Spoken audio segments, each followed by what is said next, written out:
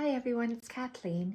I'm here today to share an update with you on my vintage textile collage on wool blanket. I am trying to give you an overall view of my blanket. I have done the seed stitching, and seed stitching is a fairly straightforward stitch, so I didn't feel I had to demonstrate it. But on my, how can we get it? This is just so big you can't even get it all in. This is on my queen size bed and it's just starting. So I like to start with a base. My base is a wool blanket.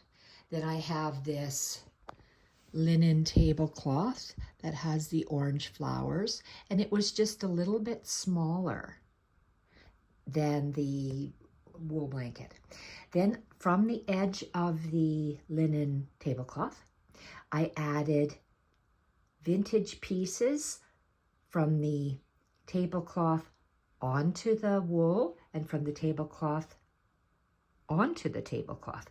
So I'm going on and off the edge all the way down. And I want to point out something.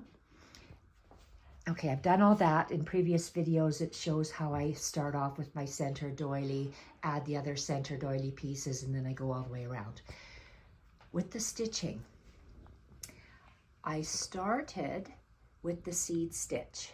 This medallion is the center, on the center top, that white medallion, half medallion. And I started with the seed stitch in a bright red to outline the vintage linens that I have used. So it starts from the center top all the way around the edges of the hankies and doilies, red. Then I come to the Suffolk puffs. I showed you how I did, boy, my hands are just shaking. I showed you how I'm using vintage feed sack Suffolk puffs, and then I have a red outline stitch, an orange running stitch, and a variegated yellow and ivory back stitch. And that's three stitching lines around the Suffolk puff, and then I did some long bullion knots on each of the Suffolk puffs. So stitching wise, rice or seed stitch up to the Suffolk puff. Then, okay, I take that back. Red seed stitching, I started with red and I just did red all the way down, all the way around, but it's on the linen tablecloth. And whenever I came to a Suffolk puff, I stopped the red seed stitch. All my Suffolk puffs have those 3 layers of stitching all the way around. And then I started the red seed stitching again, all the way down till I hit this Suffolk puff. Then I stopped. The Suffolk puffs all have that same seed stitching. I said a wrong thing. The 3 outline stitches, the outline stitch, the running stitch, and the back stitch, all of them with the bullion knots in the center. Then I continued with the red seed stitch. This time I had a hexagon flower garden, so I went around that, and again, same thing. What's different is the color of the feed sack fabric is different, so it makes the Suffolk puffs look a little bit different. So my red seed stitch goes all the way around. Again, same Suffolk puff, same thing happening with stitching around there. The red seed stitch, and I stopped the red seed stitch. Let's back up here. This is the center of my blanket, center bottom, and I stopped the red seed stitch right here. And I did the same thing on the other side. My red seed stitch, the jagged ends of my doilies started here. So this is where I started my seed stitch up to the first Suffolk puff, same stitching. The bottom two pieces of, and this is a newer luncheon cloth with the cross stitching on it because it was so thick and dense to stitch through. I did the stacking stitch in orange and then a running stitch. I did the same thing along the bottom here. I lied. Did I do it anywhere else? Okay, this is the only one that I didn't do. I look now that I made a mistake. Oh well, so I made a mistake. This one I did not put my running stitch. Boy, I was not thinking. Holy criminy. So anyway, yes, I made a mistake, but I'm going to live with it. That one has the orange stacked horizontal. Okay, so we're going to continue with the red seed stitch up until the Suffolk puff, then it stops. I did all the Suffolk puffs first. I do all the red around the Suffolk puffs, then I do all the orange around each Suffolk puff, then the dotted, the vaulty, the variegated white and yellow. I did all of those first. So it's like assembly line. And then I did the red, and I love the red seed stitching the most. So on the right hand side of this blanket, I'm leaving it just red. And you'll see as I point out, all the way up here. Again, it stops at the Suffolk puffs. Those 3 rounds around the Suffolk puff, and then my seed stitches all the way around. I meant to do the stacking stitch and the running stitch because all of these embroidery bits, I have 4 of them in the 4 corners of the blanket, but obviously I've done them on 3 because brain wasn't working. Red going to the top, and I left that sun medallion plain and that top little medallion plain with no seed stitching. So again, on the right hand side, it's just red, and I'm going to show you how I variegate mine. So I wanted it just red at the top, so you can see it's just red at the top until the first Suffolk puff.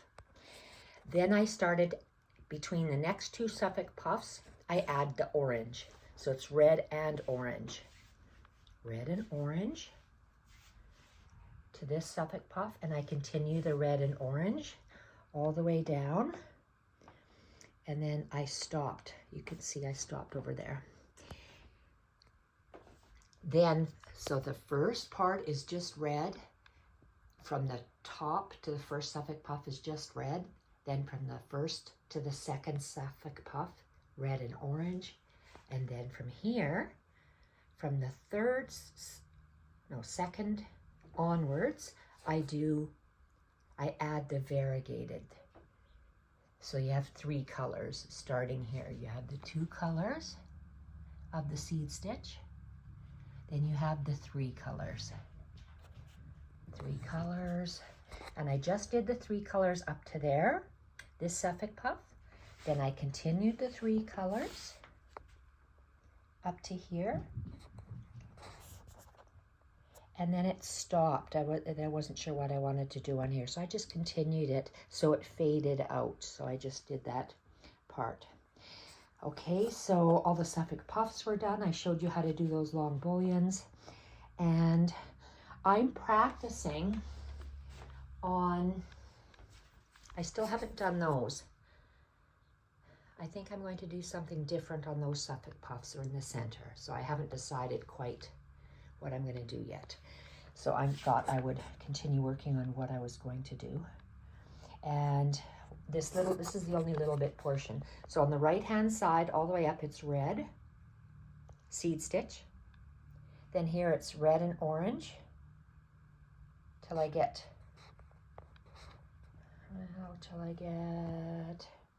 there. Then for some reason, because that has the variegated on this side, I went with the variegated to join. So I did that.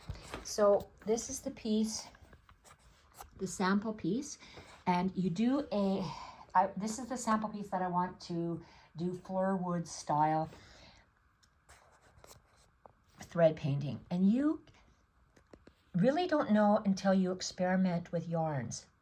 This is a very thin sock weight yarn, thin, thin, thin, and it's so beautifully fine, and it looks very rose-like, very realistic.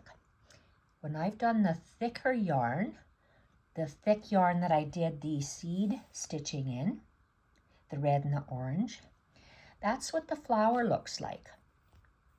It looks different. The flower looks different because, let's do it here. Why does it look different?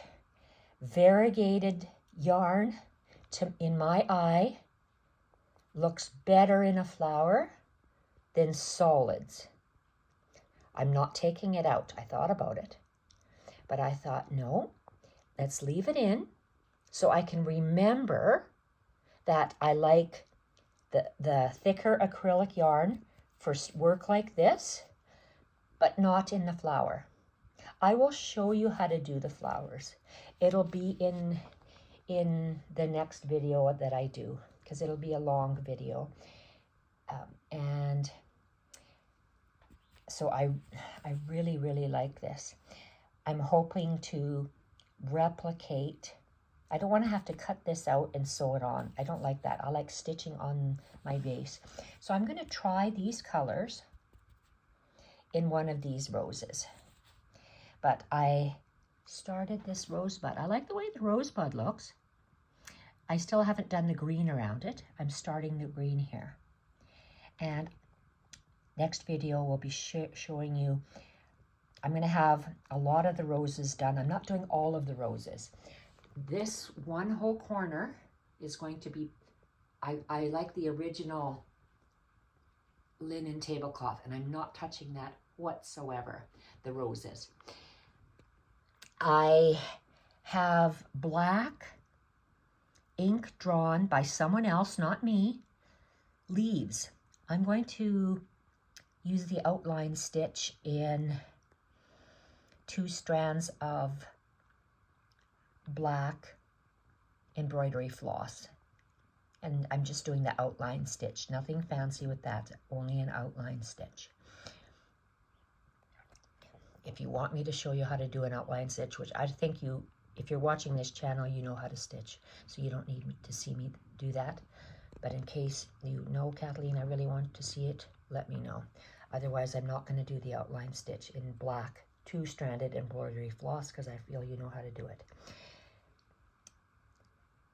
Okay, I'm going to experiment with different flower, with the roses in different 2 shades of thread, like I did here.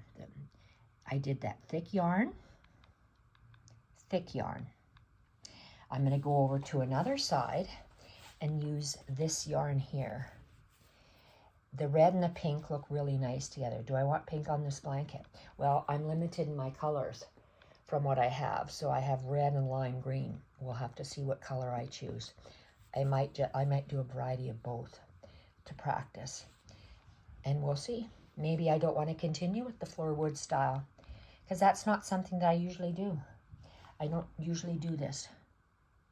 But we are going to experiment on this, and I plan to do stitching all over my blanket. So I'm going to practice this, and I'm going to, this is blanket stitch the way I've done this. It's not true thread painting. So I'm going to experiment. My next video will be on what I consider my best version of thread painting. I really like this. I like how you can actually see the petals. In this linen blanket, I can see my colors here, but I can't really tell where the petals are. It's just light and it's just colors. That's just colors. So for me, it was easier to do this flower for some reason. So that's where I've gone. So I just wanted to share with you why I did the seed stitch, and Rusty's barking too much. He's going crazy. So I will have to go. Thank you everyone for watching. Bye for now.